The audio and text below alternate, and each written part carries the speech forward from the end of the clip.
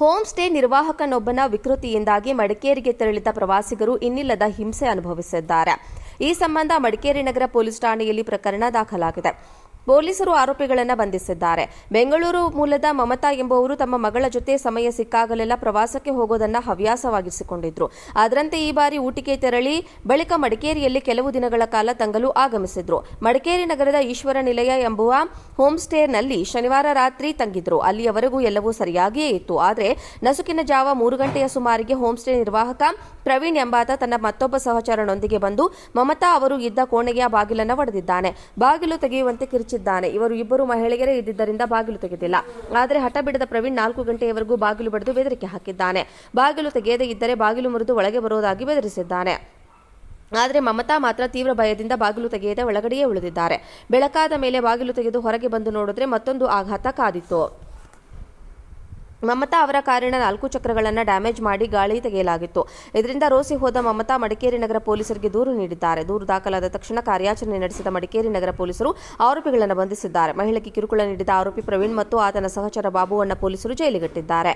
Home stay ಮಾಲೀಕ ಕಾವೇರಪ್ಪ ವಿರುದ್ಧವೂ ಪ್ರಕರಣ ದಾಖಲಾಗಿದೆ. ಆರೋಪಿ ಪ್ರವೀಣ್ ಕ್ರಿಮಿನಲ್ ಹಿನ್ನೆಲೆ ಹೊಂದಿದ್ದು ಆತನ ಮೇಲೆ ಅದಾಗಲೇ ರೌಡಿಶೀಟರ್ ತೆರೆಯಲಾಗಿದೆ ಎಂದು ಕೊಡಗು ಪೊಲೀಸ್ ವರಿಷ್ಠಾಧಿಕಾರಿ ರಾಮರಾಜನ್ ತಿಳಿಸಿದ್ದಾರೆ. ಸದ್ಯ ಹೋಮ್ ಸ್ಟೇಯ ಲೈಸೆನ್ಸ್ ರದ್ದು ಮಾಡಲು ಪೊಲೀಸ್ ಇಲಾಖೆ ಪ್ರವಾಸೋದ್ಯಮ ಇಲಾಖೆಗೆ ಪತ್ರ ಬರೆದಿದೆ.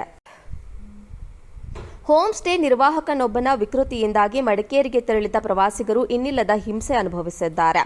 ಈ ಸಂಬಂಧ ಮಡಿಕೇರಿ ನಗರ ಪೊಲೀಸ್ ಠಾಣೆಯಲ್ಲಿ ಪ್ರಕರಣ ದಾಖಲಾಗಿದೆ.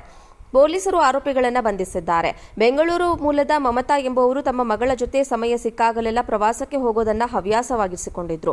ಅದರಂತೆ ಈ ಬಾರಿ ಊಟಿಗೆ ತೆರಳಿ ಬಳಿಕ ಮಡಿಕೇರಿಯಲ್ಲಿ ಕೆಲವು ದಿನಗಳ ಕಾಲ ತಂಗಲು ಆಗಮಿಸಿದ್ರು. ಮಡಿಕೇರಿ ನಗರದ ಈಶ್ವರ ನಿಲಯ ಎಂಬುವ ಹೋಮ್ ಸ್ಟೇನಲ್ಲಿ ಶನಿವಾರ ರಾತ್ರಿ ತಂಗಿದ್ರು. ಅಲ್ಲಿಯವರೆಗೂ ಎಲ್ಲವೂ ಸರಿಯಾಗಿಯೇ ಇತ್ತು. ಆದರೆ ನಸುಕಿನ ಜಾವ 3 ಗಂಟೆಯ ಸುಮಾರಿಗೆ ಹೋಮ್ ಸ್ಟೇ ನಿರ್ವಾಹಕ ಪ್ರವೀಣ್ ಎಂಬಾತ ತನ್ನ ಮತ್ತೊಬ್ಬ ಸಹಚರನೊಂದಿಗೆ ಬಂದು ಮಮತಾ ಅವರು ಇದ್ದ ಕೋಣೆಯ ಬಾಗಿಲನ್ನು ಒಡೆದಿದ್ದಾನೆ.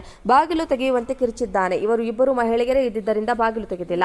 ಆದರೆ ಹಠ ಬಿಡದ ಪ್ರವೀಣ್ 4 ಗಂಟೆಯವರೆಗೂ ಬಾಗಿಲು ಬಡಿದು ಬೆದರಿಕೆ ಹಾಕಿದ್ದಾನೆ. ಬಾಗಿಲು ತೆಗೆಯದೇ ಇದ್ದರೆ ಬಾಗಿಲು ಮುರಿದು ಒಳಗೆ ಬರುವುದಾಗಿ ಬೆದರಿಸಿದ್ದಾನೆ. ಆದರೆ ಮಮತಾ ಮಾತ್ರ ತೀವ್ರ ಭಯದಿಂದ ಬಾಗಿಲು ತೆಗೆಯದೆ ಒಳಗಡೆಯೇ ಉಳಿದಿದ್ದಾರೆ. ಬೆಳಕಾದ ಮೇಲೆ ಬಾಗಿಲು ತೆಗೆದು ಹೊರಗೆ ಬಂದು ನೋಡಿದ್ರೆ ಮತ್ತೊಂದು ಆಘಾತ ಕಾದಿತ್ತು. ಮಮತಾ ಅವರ ಕಾರಿನ 4 ಚಕ್ರಗಳನ್ನು ಡ್ಯಾಮೇಜ್ ಮಾಡಿ ಗಾಳಿ ತೆಗೆಯಲಾಗಿತ್ತು. ಇದರಿಂದ ರೋಸಿ ಹೋದ ಮಮತಾ ಮಡಿಕೇರಿ ನಗರ ಪೊಲೀಸರಿಗೆ ದೂರು ನೀಡಿದ್ದಾರೆ. ದೂರು ದಾಖಲಾದ ತಕ್ಷಣ ಕಾರ್ಯಾಚರಣೆ ನಡೆಸಿದ ಮಡಿಕೇರಿ ನಗರ ಪೊಲೀಸರು ಆರೋಪಿಗಳನ್ನು ಬಂಧಿಸಿದ್ದಾರೆ. ಮಹಿಳೆಗೆ ಕಿರುಕುಳ ನೀಡಿದ ಆರೋಪಿ ಪ್ರವೀಣ್ ಮತ್ತು ಆತನ ಸಹಚರ ಬಾಬುವನ್ನ ಪೊಲೀಸರು ಜೈಲಿಗಟ್ಟಿದ್ದಾರೆ. ಹೋಮ್ ಸ್ಟೇ ಮಾಲೀಕ ಕಾವೇರಪ್ಪ ವಿರುದ್ಧವೂ ಪ್ರಕರಣ ದಾಖಲಾಗಿದೆ. ಆರೋಪಿ ಪ್ರವೀಣ್ ಕ್ರಿಮಿನಲ್ ಹಿನ್ನೆಲೆ ಹೊಂದಿದ್ದು ಆತನ ಮೇಲೆ ಅದಾಗಲೇ ರೌಡಿಶೀಟರ್ ತೆರೆಯಲಾಗಿದೆ ಎಂದು ಕೊಡಗು ಪೊಲೀಸ್ ವರಿಷ್ಠಾಧಿಕಾರಿ ರಾಮರಾಜನ್ ತಿಳಿಸಿದ್ದಾರೆ. ಸದ್ಯ ಹೋಮ್ ಸ್ಟೇಯ ಲೈಸೆನ್ಸ್ ರದ್ದು ಮಾಡಲು ಪೊಲೀಸ್ ಇಲಾಖೆ ಪ್ರವಾಸೋದ್ಯಮ ಇಲಾಖೆಗೆ ಪತ್ರ ಬರೆದಿದೆ.